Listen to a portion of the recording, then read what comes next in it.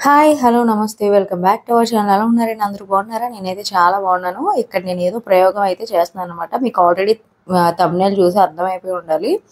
ఇక్కడ బీట్రూట్‌తో హోమ్‌మేడ్ అంటే ఇంట్లోనే మనం బీట్రూట్ పౌడర్ అయితే తయారు చేసుకోవచ్చు అని చెప్పేసి నేను చాలా వీడియోస్‌లో అయితే చూశాను.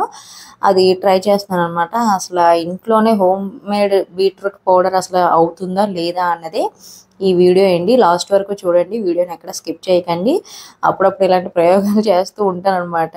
అంటే మనకి ఇంట్లో చేసుకుంటే అదొక హ్యాపీనెస్ కదా! అందుకని చెప్పేసి మన ఛానల్ ఎవరైనా ఫస్ట్ టైమ్ చూస్తున్నట్టయితే వెంటనే సబ్స్క్రైబ్ చేసుకోండి.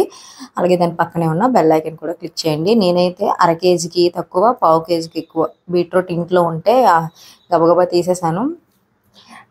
తీసేసి దాని పైన తొక్కంతా తీసేసుకొని శుభ్రంగా క్లీన్ చేసుకొని ఫుల్‌గా తురుముకోవాలనమాట. ఇలా ఈ విధంగా తురుముకొని ఎండలో అయితే ఎండబెట్టుకోవాలి. యాజ్ ఇట్ ఈస్‌గా నేను వీడియోస్‌లో చూసి చేస్తున్నానండి. నేను కూడా యూట్యూబ్‌లోనే చూశాను. అయితే ఇదంతా కూడా ఇలా ఎండబెట్టుకోవాలి. ఇది పౌడర్ ఫేస్ ప్యాక్‌కి అని చెప్పేసి యూజ్ చేస్తారు. చాలా బాగుంటుంది. బయట కొనుక్కునే కన్నా ఇంట్లో తయారు చేసుకుంటే బెటర్ కదా అని చెప్పి నేనైతే ఇది ట్రై చేశాను. అనకూడదు గానీ అనకూడదు కాదు అనొచ్చు. బీట్రూట్ అన్నది మనం ఇలాగా తింటే కర్రీ చేసుకొని ఇంకా హెల్త్ బెనిఫిట్స్ అయితే ఎక్కువ ఉంటాయండి. ఇలా కాకుండా అలాగనమాట. అయితే ఇది నేను మార్నింగ్ అయితే ఎండబెట్టాను కదా! సాయంత్రానికి ఇలా అయిపోయింది.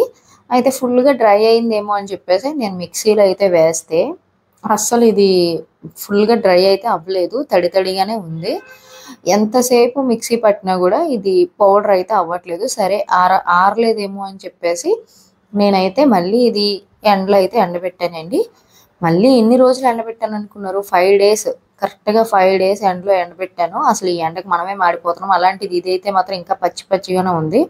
సర్లే ఇంకా టైం పడుతుందేమో అని చెప్పేసి వీడియోల్లో అయితే వెంటనే చూపిస్తారు గానీ మనకి రియల్ లైఫ్‌లో అలా అవ్వదు కదా! అని చెప్పేసి ఓపిక మీద ఒక 5 డేస్ అయితే ఎండబెట్టాను.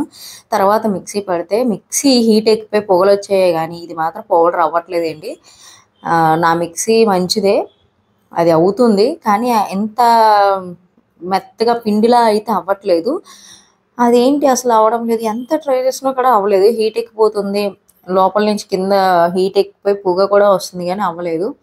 సరే ఇది ఇంతేనేమో అని చెప్పి చూస్తే చాలా వీడియోస్‌లో చూస్తే వాళ్ళు చక్కగా పౌడర్ చేసేస్తున్నారు. పిండిలా అయిపోతుంది. వాటర్‌లా కలిపితే చక్కగా పేస్ట్‌లాగా అయిపోయి ఫేస్ ప్యాకులు చేసేసుకుంటున్నారు. అది ఎంతవరకు నిజమో కాదో నాకైతే ఇప్పుడు ఈ వీడియో చేసిన తర్వాత అర్థమైంది.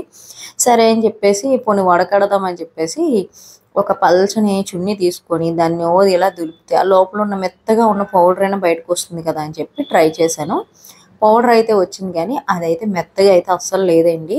మనం ఇసుకని జల్లిస్తే మెత్తని ఇసుక అంటే చిన్న రాయి పిక్కలు లేకుండా ఎలా వస్తదో సేమ్ యాజ్ ఇట్ ఈస్‌గా ఇది కూడా అలానే వచ్చింది.